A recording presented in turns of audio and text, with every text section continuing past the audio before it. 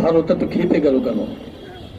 আমার মনে হয় গত 15 বছর ধরে তারা এই বাংলাদেশটাকে বিনামূল্যে গিলে খেতে চেয়েছিল, আর তাদের মুখে গ্লাস তুলে দিয়েছিল পতিত সরকার।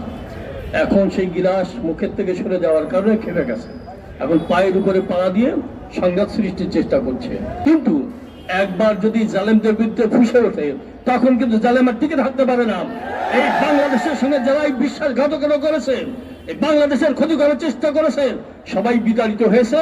আর তোমরা এটা মনে রেখে সামনে অগ্রসর হবে, কারণ তোমরা যতই এই বাংলাদেশকে গিলে থাকার চেষ্টা করো, এই বাংলাদেশের মানুষ কিন্তু ঘুমিয়ে নাই, তারা কিন্তু সজাগ হয়ে যাচ্ছে।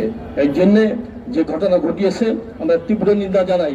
বিশেষ করে বাংলাদেশ সরকার বলতে চাই, অন্তর্বর্তীকালীন সরকার বলতে চাই, ওরা যদি আমাদের হাই কমিশনারদেরকে নিরাপত্তা দিতে ব্যর্থ হয়, আপনারা প্রত্যাহার করে নিয়ে আসুন।